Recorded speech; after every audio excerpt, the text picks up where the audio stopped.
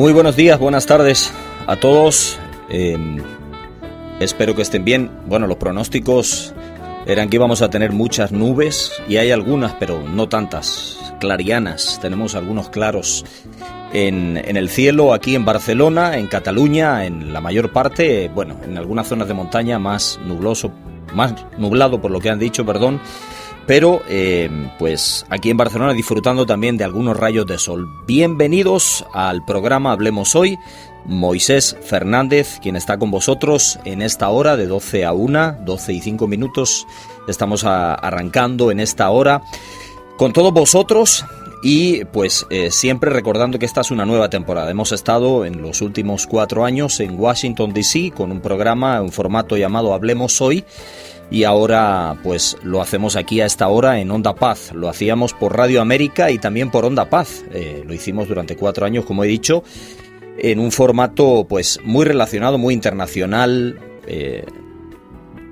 destacando noticias de Latinoamérica, de Estados Unidos y también de aquí de Barcelona. Así lo hacíamos a las 9 de la noche todos los viernes. Se escuchaba aquí en Barcelona y ahora pues lo estamos haciendo ya aquí, en la ciudad, en Barcelona, desde el estudio de Onda Paz, con todos vosotros a esta misma hora todos los días.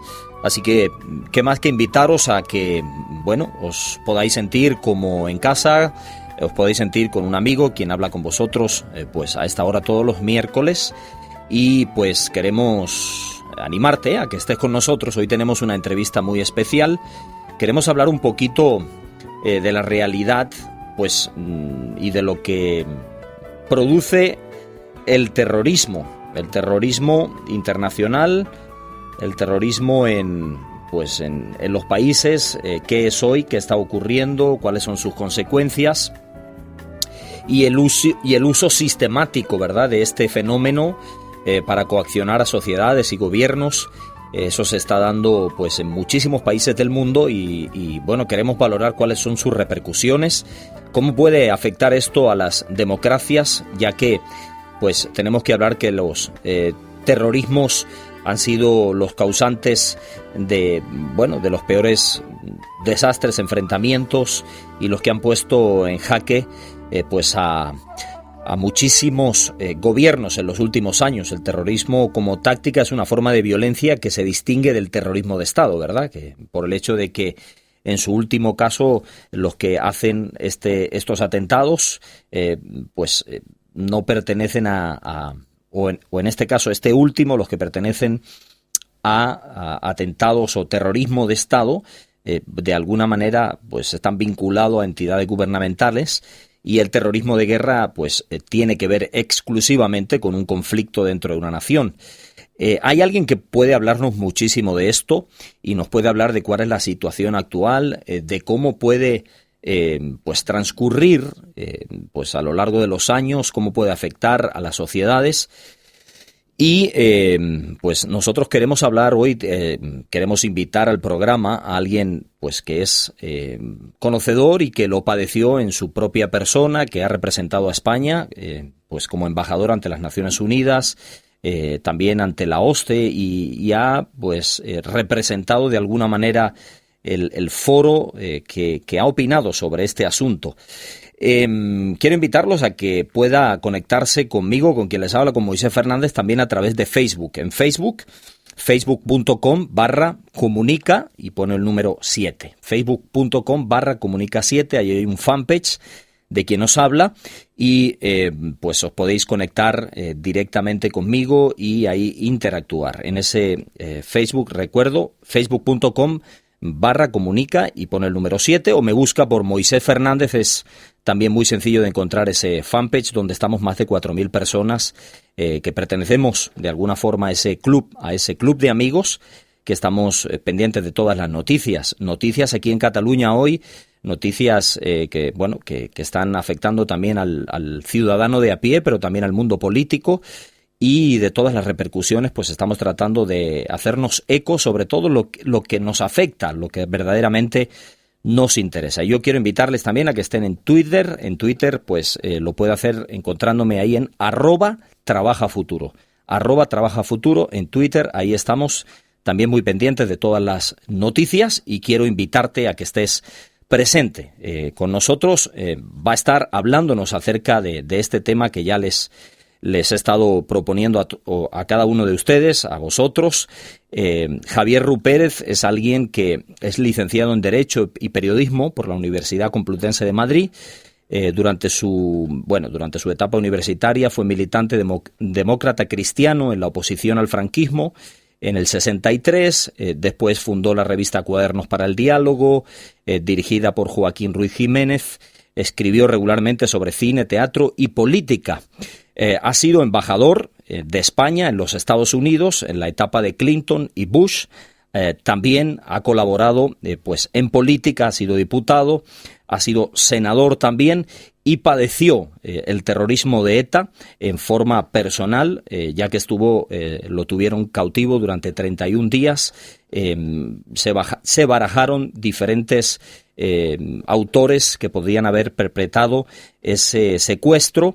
La francesa Françoise Maruenda, y también fue mencionado Arnaldo Otegi como uno de los responsables, y él ha estado como embajador también ante las Naciones Unidas, participó en la democracia cristiana con Coalición Popular, ha hecho un trabajo interesantísimo y nos puede arrojar muchísima luz acerca de, sobre todo, cuál es el momento que vive, en este momento, el terrorismo internacional. Ha estado en diferentes foros y él nos puede hablar muy bien acerca de esto. Por eso queremos preguntarle, ya que muchísimos ciudadanos están preocupados tanto por el terrorismo que más asalta nuestras noticias diarias, que es el terrorismo islámico, pero también hay otros tipos de terrorismo que seguramente él nos puede arrojar un poquito más de luz y cómo esto está afectando y de dónde procede y dónde nace. Creo que él nos lo puede explicar muchísimo mejor. Así que le damos la bienvenida al programa Hablemos Hoy. Embajador, muy buenos días, bienvenido. Hola, buenos días, bien hallado. Muchas gracias por estar aquí con nosotros en Hablemos Hoy. Sé que estuvo usted por aquí la semana pasada por Cataluña, ¿verdad? Estuve brevemente, sí, estuve dando una conferencia sobre temas internacionales en el ESADE, pero fue un viaje de ida y vuelta. Esa es la ventaja que tiene el AVE Madrid-Barcelona, ¿no? Que nos permite estar comunicados y unidos en pocas horas y de manera muy agradable. Pero al mismo tiempo tuve un rato para ver a algunos amigos en Barcelona y para retomar contactos personales que siempre tenemos por otras vías, pero que es bueno verse las caras, de manera que un día muy agradable y muy interesante por otra parte. Bueno, me lo perdí, me hubiera gustado verlo, ya que yo estaba justo en ese momento en Washington, D.C., donde tuve el privilegio de conocerle a usted y, me hubiera gustado verle, pero por lo menos saber que está aquí hablando con toda la audiencia en Onda Paz, pues es un gran privilegio. Muchas gracias por estar aquí, embajador. Gracias a ustedes, es un placer para mí. Bien, la pregunta que nos hemos hecho hoy y que muchos se hacen todos los días acerca del terrorismo y cómo esto está afectando a las democracias de hoy en Occidente, es una pregunta muy amplia y muy profunda. Me gustaría, así, empezando de una manera básica, hacerle esta pregunta, embajador. ¿Cómo está afectando en este momento el terrorismo internacional a las democracias de Occidente? ¿En qué grado está o en qué grado ha afectado el terrorismo? Y cuando digo terrorismo hablo de todos los terrorismos que afectan, como el terrorismo islámico y algunos otros que se hacen incluso desde el Estado, ¿verdad? Desde el Estado, mejor dicho, desde grupos políticos que tratan de ejercer presión para doblegar a los Estados. ¿Cómo está afectando actualmente, esa sería la pregunta, el terrorismo a las democracias? Bueno, la verdad es que tenemos problemas graves con el terrorismo. Hay que recordar que la forma principal de terrorismo con la cual nos tenemos que enfrentar en estos momentos es efectivamente el terrorismo islámico. Tenemos que recordar también que las democracias, a pesar de todo, son fuertes, ¿no? Y hasta ahora no se ha producido ningún caso de una democracia digna de tal nombre que haya sido derribada por el terrorismo. Aunque lo que es cierto es que la principal tarea, el principal objetivo de los terroristas es precisamente acabar con la democracia, de manera que tenemos que ser muy cautos al respecto, saber que somos fuertes, saber que tenemos posibilidades de luchar exitosamente contra el terrorismo, pero al mismo tiempo también saber que efectivamente quieren acabar con este sistema de libertades, ¿no? Con el sistema de democracia occidental, que supone básicamente pues el reconocimiento de la igualdad entre el hombre y la mujer, el reconocimiento de las libertades de todos, grandes y pequeños, ricos y pobres, etcétera, etcétera, etcétera. Desde ese punto de vista, lo que es evidente es que nosotros en ese momento, digamos, todas las democracias occidentales tienen en este momento un enemigo declarado en el terrorismo islámico. Hay otros terrorismos, evidentemente. En España hemos tenido un terrorismo muy importante y muy lesivo, ¿no? Muy dañino, que ha sido el terrorismo de ETA, pero precisamente estos días, yo creo que era ayer mismo, se celebraba ya el 4º aniversario de la declaración por parte de ETA del cese de la lucha, de la llamada lucha armada, ¿no?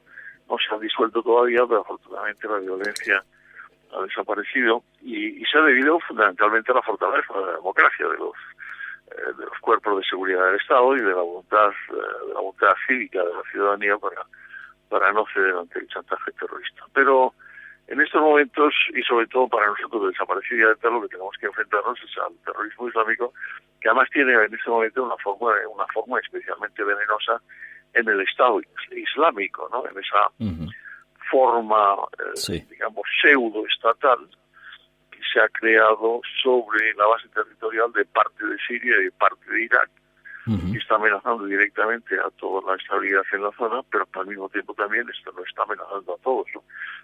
Veíamos, por ejemplo, ayer cómo la Policía Nacional detenía a una española, una chica española de Huelva, creo que era de Huelva, que se había convertido al Islam y que pretendía viajar a Siria, ¿no? Para integrarse en las filas del Estado Islámico.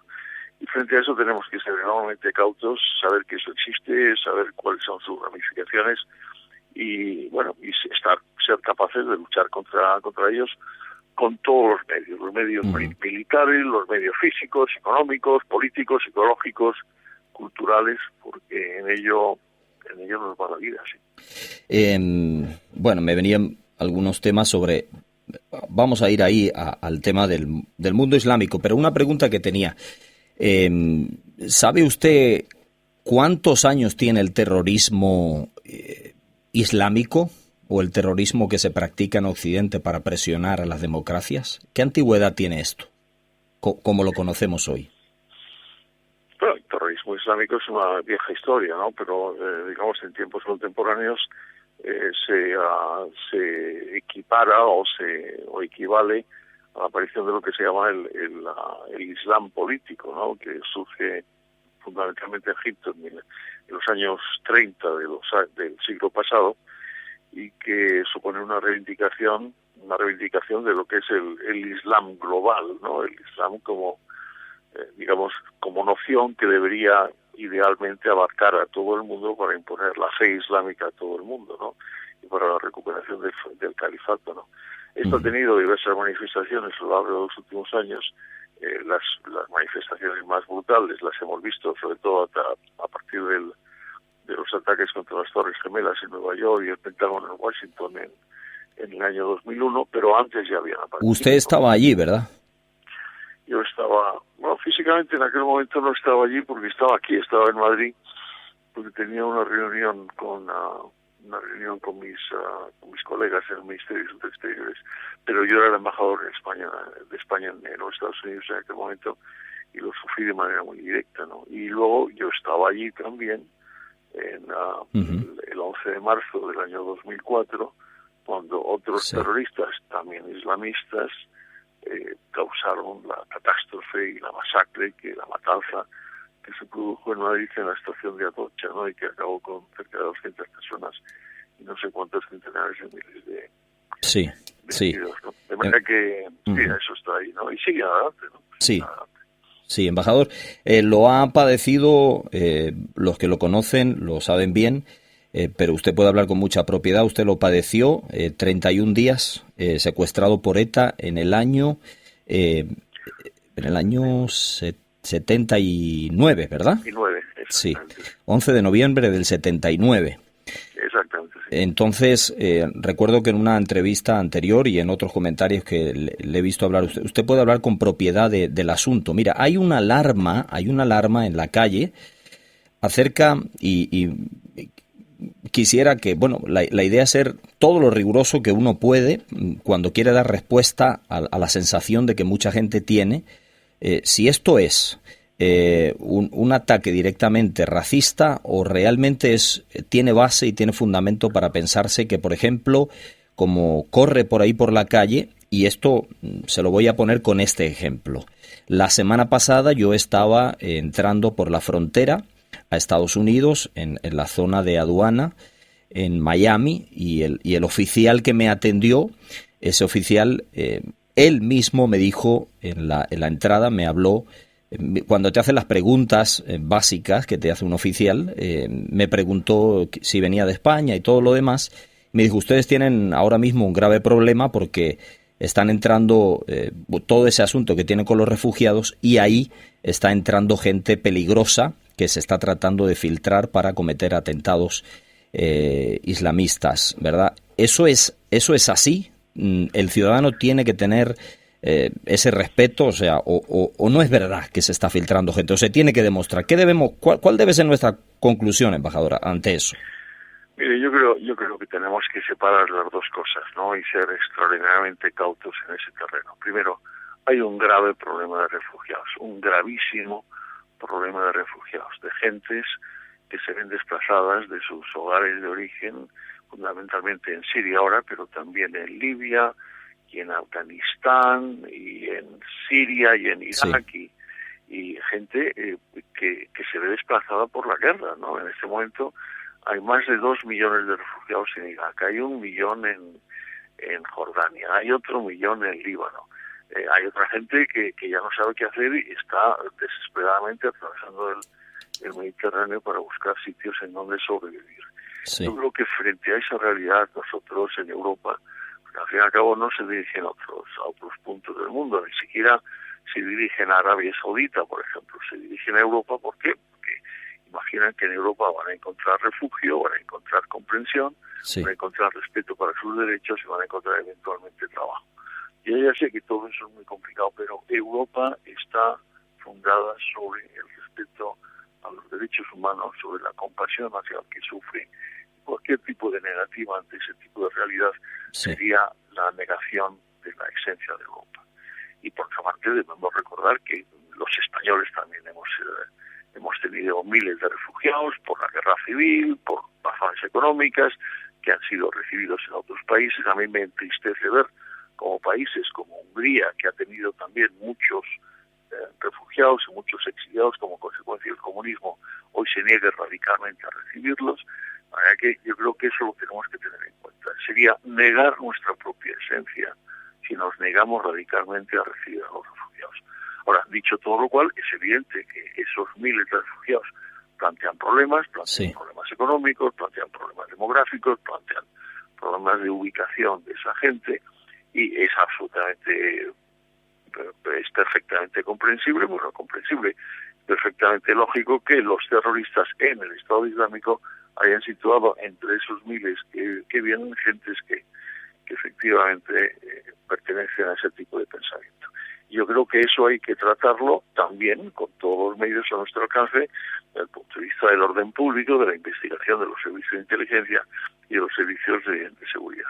Pero yo no mezclaría las dos cosas y desde luego no introduciría en el ánimo del ciudadano ningún tipo de pavor frente al refugiado. Al refugiado que huye de una situación desesperada hay que acogerle, hay que darle acogida, hay que darle compasión, porque es un ser humano que está sufriendo, ¿no? Y eso es absolutamente básico. Yo creo que en Cataluña concretamente habría que tener cuidado también con otras consideraciones que vienen de bastante atrás, sí. Que no tienen que ver necesariamente con el tema de los refugiados, sino con el tema de la población islamista, fundamentalmente islámica, más bien fundamentalmente de origen pakistaní, que ha sido, digamos, invitada a venir por las autoridades catalanas con la finalidad de diluir la utilización del idioma castellano en Cataluña. Y habría que mirar, y me consta que las autoridades están mirando en esos grupos, porque esos grupos que, como digo, no responden a este tipo de problemática, pero sí pueden suponer también un tipo de problema en el presente o en el futuro. Pero yo, ante el ciudadano medio, le diría tranquilidad y generosidad. Generosidad, hay mucha gente que sufre. Recordemos que Siria, que hace 6 años tenía 11 millones de habitantes, sí, en ese momento no llegan a la mitad. Wow. Siria ha perdido la mitad de la población. Wow. Bueno, ha habido 300.000 y pico que ya han muerto, de manera que esos han desaparecido por medios violentos, pero el resto son refugiados. Imaginemos que España de repente se ve vaciada en la mitad de su población, porque tenemos una guerra civil. Bueno, eso es lo que está pasando en Siria, es decir, hay que buscar soluciones humanas para que la gente encuentre por lo menos un sistema de supervivencia pendiente del momento en que se pueda volver. Y como digo, la negativa a esa actitud básica de generosidad sería una refutación, una negativa a nuestros mismos principios de existencia y de convivencia. Sí, sin duda alguna. Bueno, me hace pensar un poco cuando habla de compasión, habla del sufrimiento del ser humano y todo lo que eso representa, lógicamente me lleva a la conclusión de que tenemos que estar con los brazos abiertos. Esa es la recomendación, esa es lo que usted está dando a entender. Se puede, insisto, se puede usar algún tipo de sistema, o las autoridades están filtrando o tratando de identificar posibles consecuencias negativas, y no hablo del refugiado en sí general, sino en torno al tema del terrorismo, en torno a que entren terroristas. Por ejemplo, a mí me preocupa el punto de que esta señora de Huelva se haya convertido en una terrorista. Me preocupa que aquí en España, pues me imagino que por dinero alguien pueda llegar a hacer eso, pero si desde fuera nos entra gente así y el Estado, a uno le gustaría saber como ciudadano que el Estado de alguna manera está haciendo algo. ¿Usted tiene conocimiento de que se está haciendo algo?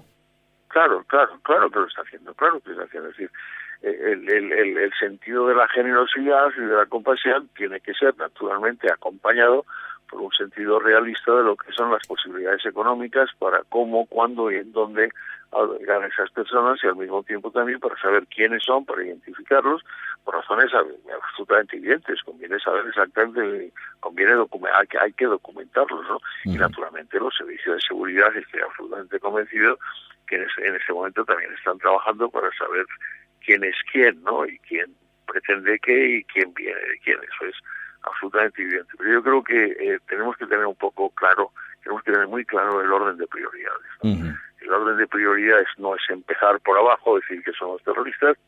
El orden de prioridades dice empezar por arriba, sabiendo que en su inmensa mayoría,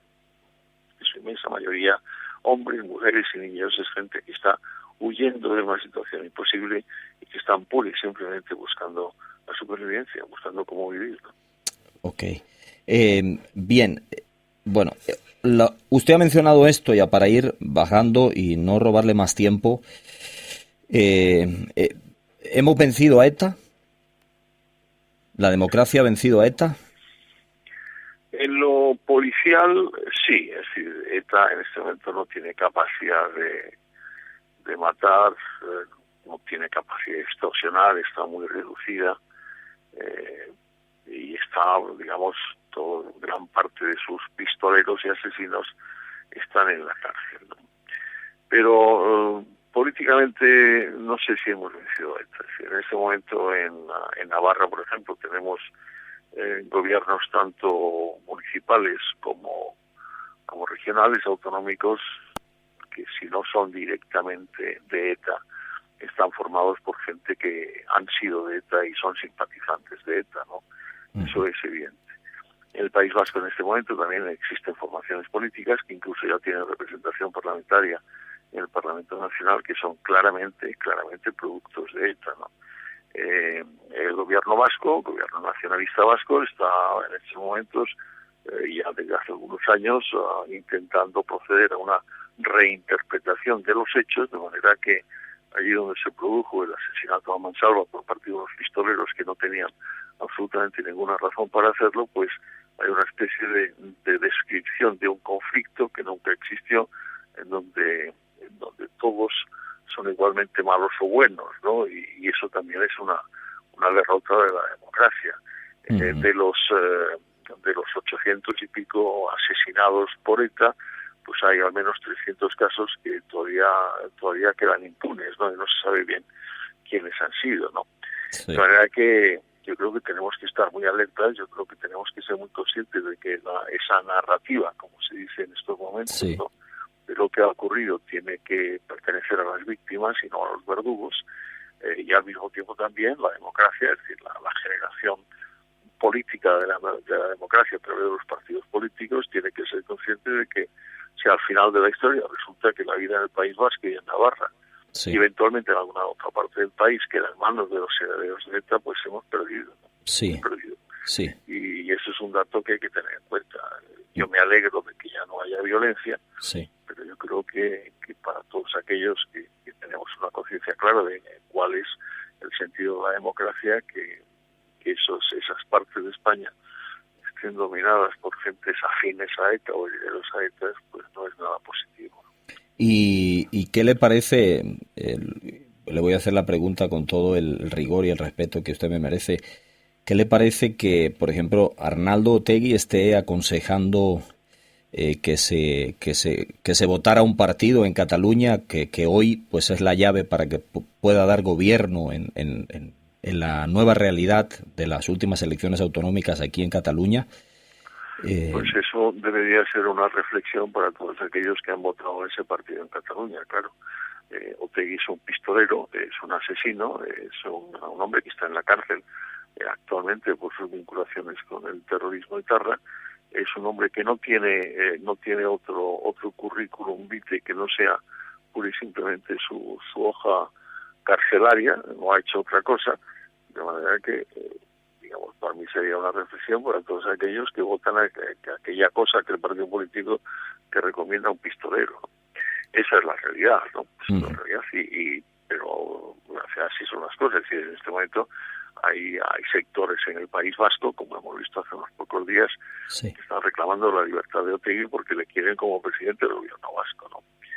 Bueno, eso es una auténtica monstruosidad, monstruosidad, y yo espero y deseo que no únicamente las fuerzas políticas, sino las fuerzas sociales y fundamentalmente las asociaciones de víctimas del terrorismo, que son realmente admirables, realmente admirables en lo que han hecho y lo que siguen haciendo, impidan ese contrasentido que una parte importante del funcionamiento democrático a través de una representatividad autonómica sea ocupada por un personaje que está demostradamente como asesino, como pistolero, como delincuente, y que nunca ha expresado el más mínimo arrepentimiento, la más mínima expresión de perdón por el daño causado a sus víctimas, ¿no? Eso hay que tenerlo muy en cuenta, y como digo, para todos aquellos catalanes que hayan votado ese tipo de opción, pues que lo reflexionen. Están votando las recomendaciones de un pistolero, de un criminal, de un asesino, ¿no? En la pasada 63 mesa redonda de la OEA conocí a Marimar Blanco, la hermana de Miguel Ángel Blanco, de la Asociación Víctimas del Terrorismo, y tuve la oportunidad de conocerle a usted también allí. Vamos a tratar de tener a Marimar también aquí para que pueda hablarnos un poquito más qué piensa acerca de eso, ya que ella también lo sufrió a través de su hermano. Descendamos un poquito a otro punto en lo estrictamente político, ya que es inevitable llegar hasta ahí para acabar este tiempo y ser fiel a los minutos que habíamos acordado con usted. Usted presidió aquella, vamos a decir así, antigua democracia cristiana, pues esa coalición Partido Demócrata Popular, que se llamaba en el 82, si no estoy equivocado, y aquí actualmente en Cataluña no ha tenido ni un solo escaño lo que representaba la democracia cristiana aquí en Cataluña. Prácticamente ha desaparecido, si se puede decir así. Tuvieron 100.000 votos, Unió, que se separó de Convergencia, y quedaron inexistentes en el Parlamento en este momento. ¿Hay algún partido o que pueda representar la democracia cristiana? Y hoy todavía la democracia cristiana tiene sentido en un país como el nuestro y en esta Cataluña.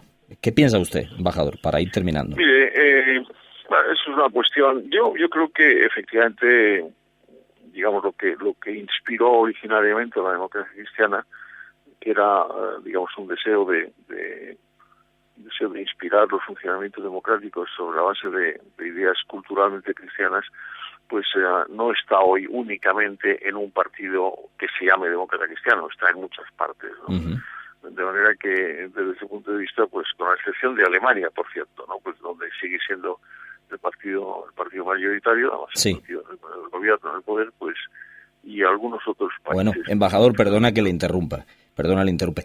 Merkel, la presidenta, estuvo hablando días atrás que en un artículo, varios artículos, que había que volver, así literalmente, que había que volver a la Biblia, que había que volver a los principios cristianos que se habían abandonado.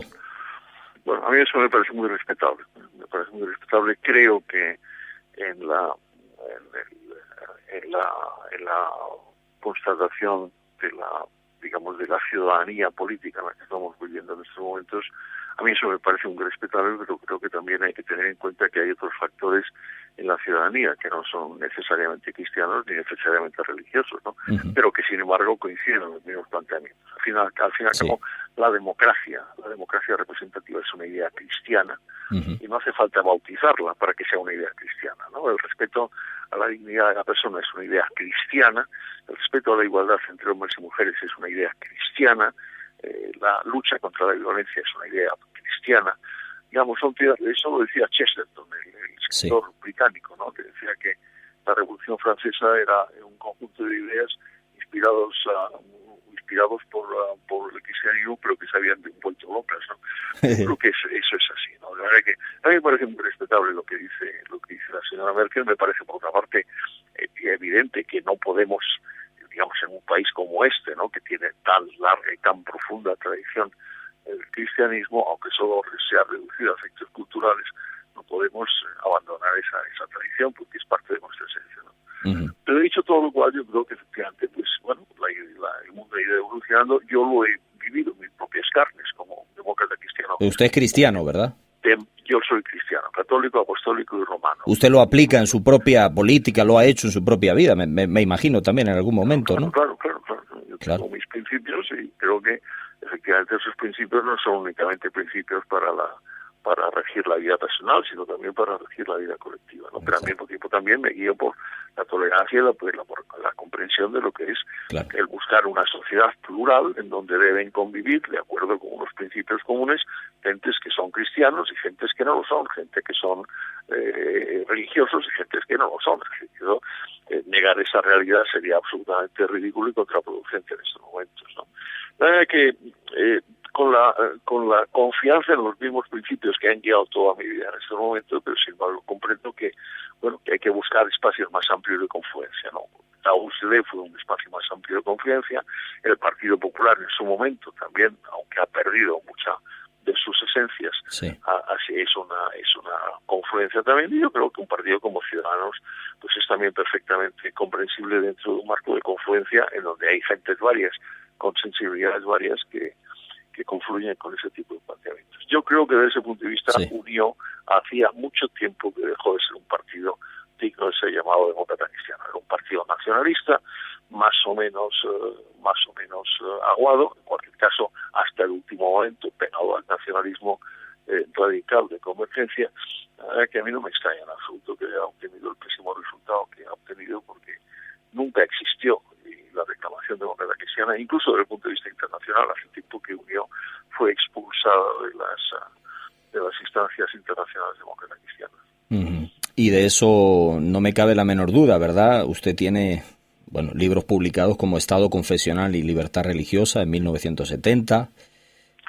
Claro, ese fue mi primer libro, era mi tesis en la escuela diplomática, pero ese es un primer libro en donde yo me acerqué a una realidad que era, el libro está escrito antes, está escrito en el año 67, 68, y explica, tiene una tesis básica, y es que la libertad religiosa no es compatible con el Estado confesional, y en aquel momento yo lo que hice, coincidiendo con que en aquel momento se promulgó la primera ley española sobre libertad religiosa, es argumentar que efectivamente todos los que tenían alguna fe religiosa, fueran católicos o fueran protestantes o fueran judíos o fueran mahometanos, tenían exactamente el mismo derecho a proclamar su fe y a vivirla privada y públicamente, ¿no? Uh-huh. Y en aquel momento el problema básico, porque quedaban pocos judíos en España, como todos sabemos y desgraciadamente recordamos, sí, pero había algunos protestantes,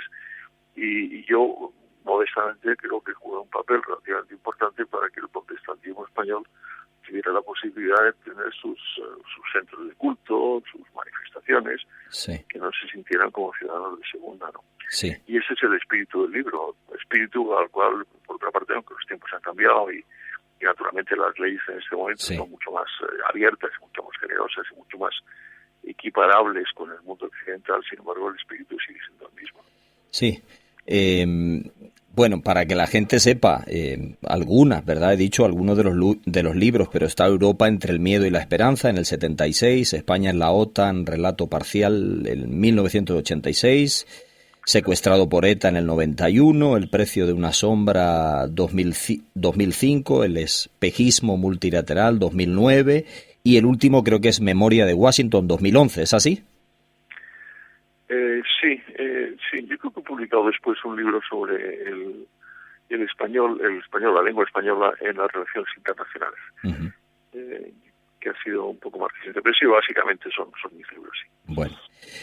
Bueno, pues ahí hay mucho para leer y también mucho que aprender, pues por la trayectoria de alguien como usted, embajador, que, como le dije una vez en forma privada y públicamente, se lo he dicho en las diferentes oportunidades que usted ha colaborado, pues muchas gracias por todo el trabajo que ha hecho por España y por las libertades y por lo que hoy pues otras generaciones estamos heredando y tenemos que ser capaces de sacar adelante en medio de este revuelo político que nos encontramos sobre todo aquí ahora en Cataluña y también en buena parte de España, en otros lugares.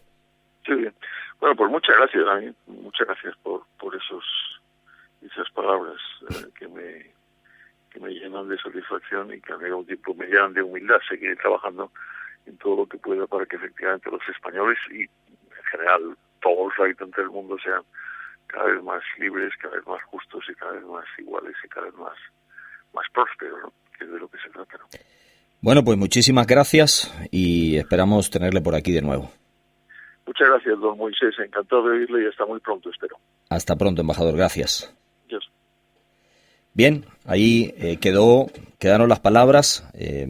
Podríamos tomar muchísimo o usar muchísimo más tiempo todavía, pero creo que invita a la reflexión algunos de los puntos en los que el embajador nos arroja algunas recomendaciones, algunos puntos importantes a considerar en torno, por ejemplo, a un tema que nos preocupa a todos muchísimos y que tenemos, como bien ha dicho el embajador, que tratar desde un punto de vista muy, muy sabio, vamos a decir, en nuestro lenguaje habitual, usar la sabiduría con respecto al tema de los refugiados a la hora de lanzar precisamente juicios en cuanto a que hay personas infiltradas. Yo me encontré particularmente, como le decía en la entrevista ahora al embajador Rupérez, me encontré la semana pasada en la aduana en Estados Unidos, cruzando Miami y hacía tránsito hacia Washington.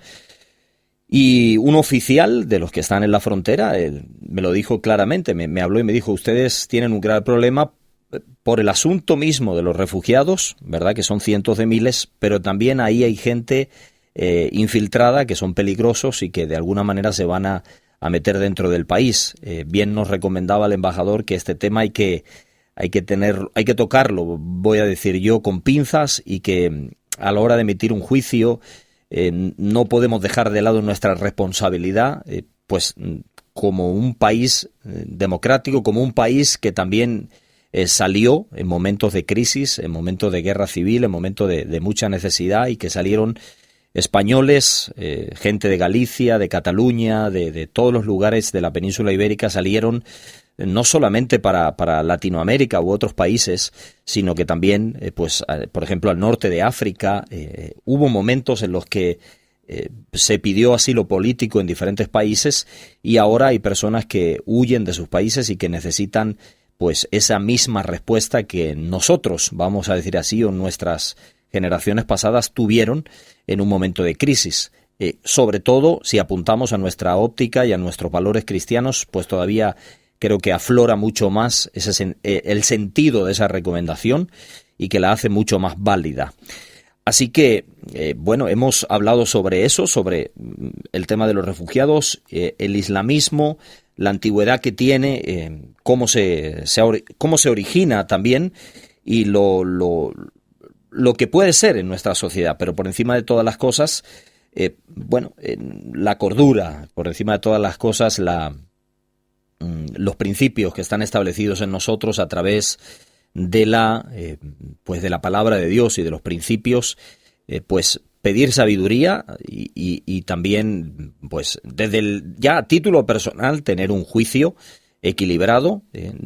Hay muchos artículos que se escriben, que corren por las redes sociales, equilibrados, pero hay otros que están muy desfasados, que tienen un tinte, o vamos a decir así, un acento o un acentuado, vamos a decir así, odio hacia depende de qué razas, y de ahí el racismo. Por lo tanto, cuidémonos de lo que, de lo que retenemos, y tengamos presente que más que nada son personas con muchas necesidades, y en Europa tenemos que responder pues bien, como escuchábamos. La democracia viene del cristianismo, el sentido de la libertad y del respeto a la persona nace en los principios y valores que tenemos en la Biblia, en la palabra de Dios, y creo que más que nunca debemos buscarlos, profundizar en ellos y aplicarlos en las nuevas situaciones y grandes retos que tiene nuestra sociedad. Así que, pues nada, quiero invitaros a que podáis estar con nosotros a través de Facebook, ¿verdad? A través de Facebook, Moisés Fernández, o facebook.com/comunica y el número 7. Ahí podéis encontrar más información de quien os habla, de Moisés Fernández.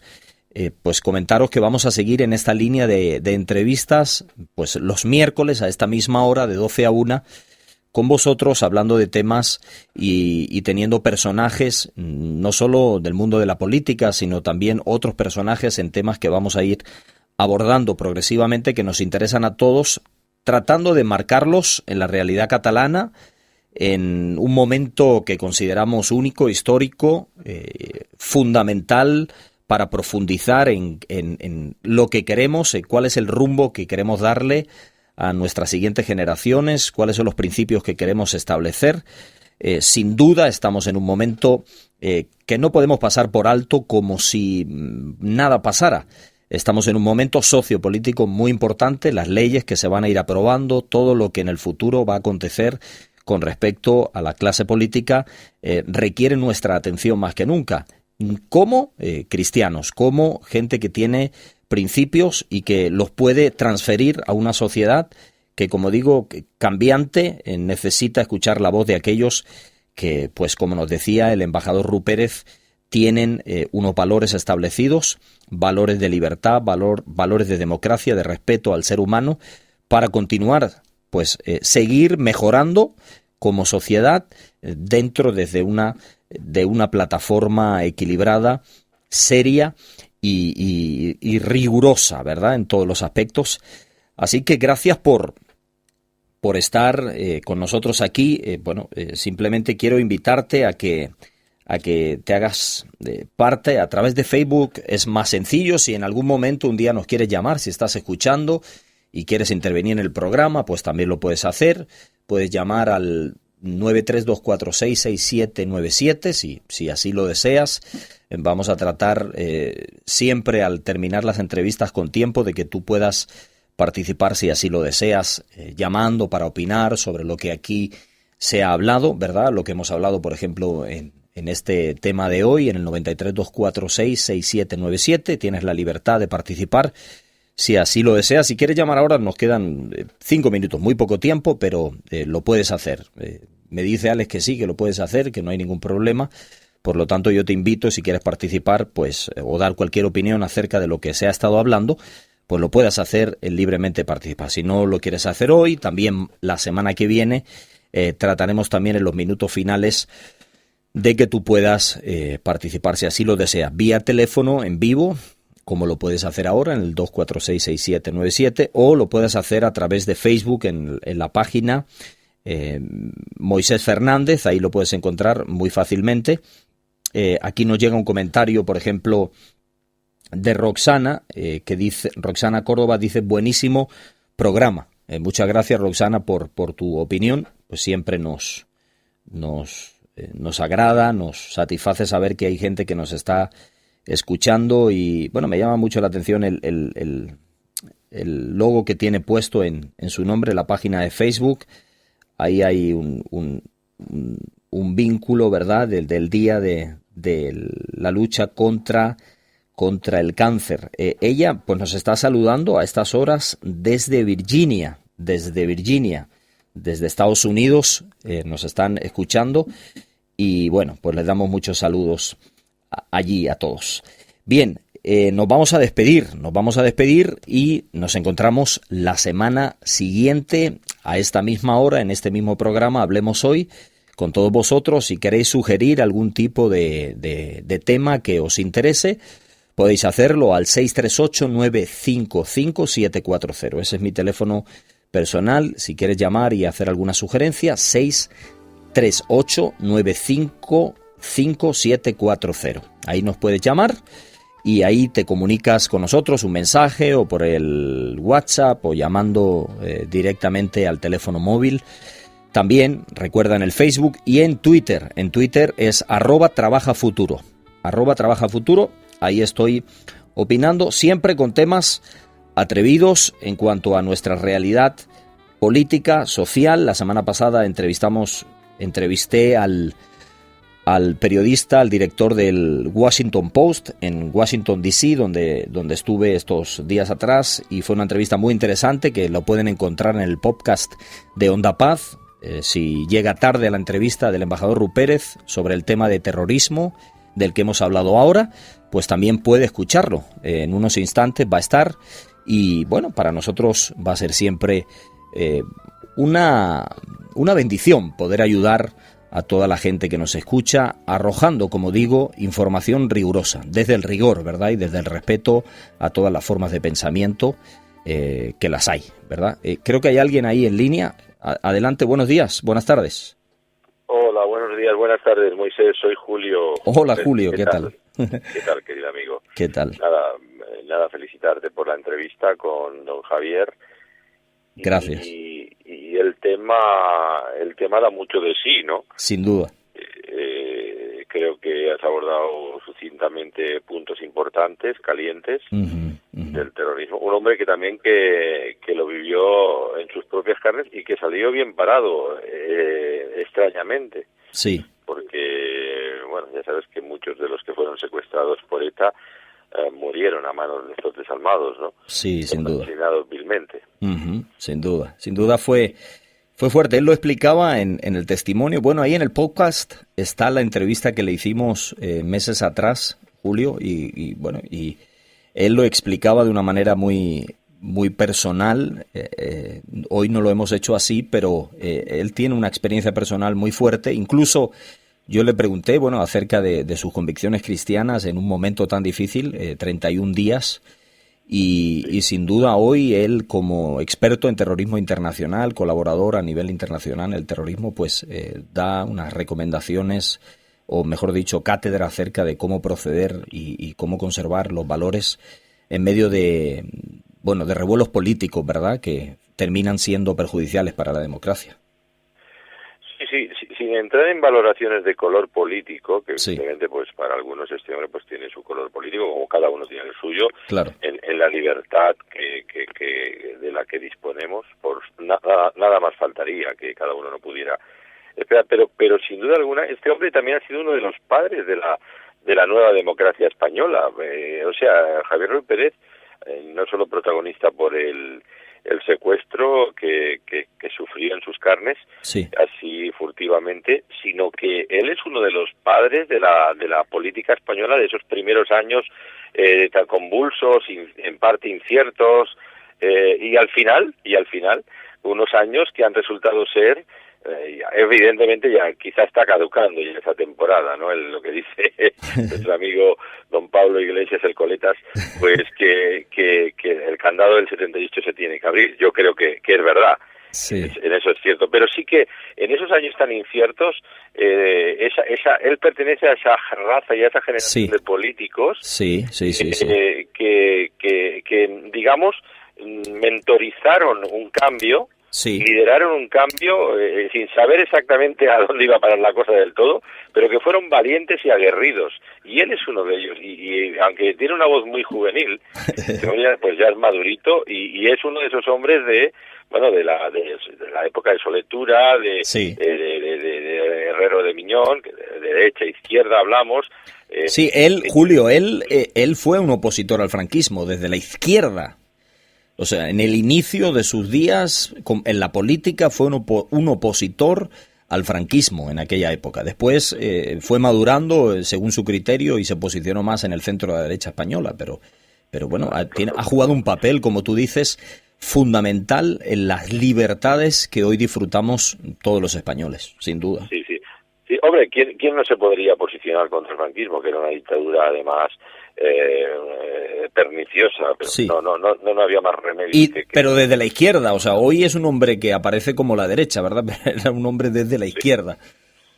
Sí, él es un hombre centro-derechista, pero es un demócrata convicto y confeso, queda claro también en sus palabras, y esa filosofía cristiana de la vida, aunque es desde una cosmovisión cultural, como la mayoría pero esos valores evidentemente hay que defenderlos, y hay muy pocos que lo hacen y se han diluido hasta el extremo de que, por ejemplo, ahora que se está debatiendo la desaparición de la asignatura de religión esta mañana lo estaba yo hablando con mi esposa, ¿no? Sí.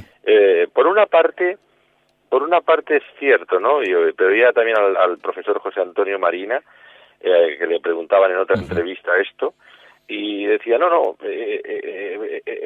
quizá como asignatura religiosa impuesta, es discutible, es verdad, pero en la historia de las religiones es vitalmente la historia de la humanidad. Así es. Y la historia de la religión, y muy especialmente de la religión cristiana, ¿no?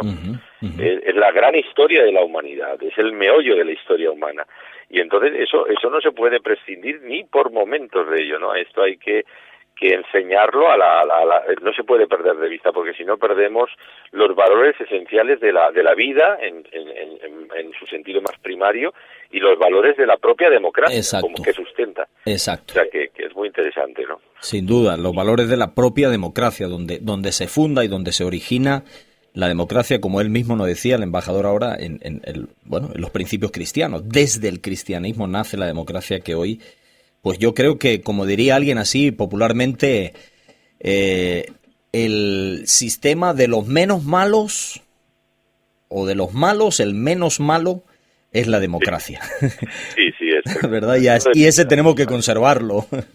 Sí. Así he definido yo, el sistema menos malo. Exacto. Porque, ¿por qué es el sistema menos malo? Porque el ser humano no es bueno por su génesis.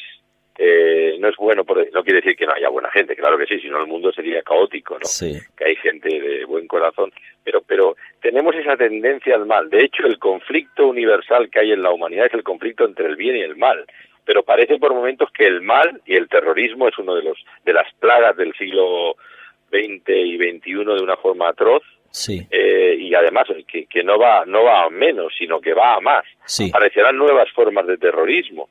Hay un terrorismo no solamente digamos de bélico, un terrorismo de asesino y criminal, violentamente criminal, sino que hay un terrorismo psicológico, pero brutal. Hay un terrorismo político también muy importante. Hay diferentes tipos de terrorismos. Sí, sin duda, y eso, en otro momento yo creo que vamos a seguir tanto con el embajador Julio, que está presto a seguir profundizando en el tema, y también Marimar, a quien conocí, la hermana de Miguel Ángel Blanco, conocí personalmente y me dijo que con mucho gusto también estar aquí en Onda Paz para, o bien coincidiendo en una visita a Barcelona, o bien vía teléfono, también tiene toda la disposición para hablar ella desde el testimonio de cómo, cómo lo vivieron y también cuáles son las convicciones de ellos. Es impresionante y muy ilustrativo poder escuchar esas experiencias para tomar buena nota de hacia dónde, pues, al final queremos ir, ¿verdad?, como sociedad. Sí. Y finalmente, mi última aportación como oyente, y además disfrutando de esta gran entrevista esta mañana con el embajador don Javier Ruiz Pérez, la verdad es que hay un terrorismo, y quizás este es otro ángulo, el ángulo ciego que muchos oyentes quizás no acaban de asimilar, pero hay que destacarlo. Hay un terrorismo espiritual, que ese terrorismo evidentemente no viene directamente de la mano de los seres humanos, aunque los seres humanos lo instrumentalizan inconscientemente, ¿no? Sí. Ciertos seres humanos, ciertas personas, ciertas entidades. Pero hay un terrorismo psicológico de poderes ocultos, poderes siniestros, poderes de la oscuridad que están entre nosotros también, claro, al hablar de las realidades humanas, como sí. son el terrorismo, los conflictos políticos, humanos, la pobreza, la inmigración, todas las barbaridades que vemos en el mundo. Hablar ahora de terrorismo espiritual, sí, un terrorismo espiritual que induce a la gente a encerrarse en su propio mundo, a eliminar la idea de que Dios no está en ninguna parte, solo está en la imaginación de los débiles, de que la religión es un mal, y sobre todo la religión judeo-cristiana es un veneno que hay que erradicar de la conciencia social para que seamos completamente liberados de ese sentido de culpa. Todo ese argumentario, sí. Porque ¿qué perdemos ahí? Perdemos el destino eterno del ser humano, que el ser humano Dios lo ama apasionadamente en Cristo. Cristo es la expresión humanizada de Dios, y ahí perdemos el tren de la vida, nunca mejor dicho. Y por eso ese terrorismo hay que combatirlo, ¿cómo? Con la fe. Con la fe en Cristo Jesús, y la fe en Cristo es la que nos lleva a puerto seguro y a una salvación, a una redención humana maravillosa. Esa es mi última aportación, Moisés. Julio, muchas gracias por estar aquí en el programa, y también quiero agradecer también en vivo aquí, que todo el mundo lo escuche, pues por dar el espacio necesario para que puedan haber temas como estos y todos podamos, pues, de alguna manera enfocar, ¿verdad? Y desde nuestro ángulo y punto de vista sacar nuestras propias conclusiones. Así que felicidades a Onda Paz y a todo el equipo también. Gracias, hombre. Un abrazo muy fuerte, Moisés. Hasta pronto. Querido amigo, hasta siempre. Bueno, nos vamos. Gracias a todos por escuchar. Esperamos estar con vosotros la semana que viene con más temas interesantes. Muchas gracias. Os esperamos en Facebook, también en el teléfono, y hasta pronto.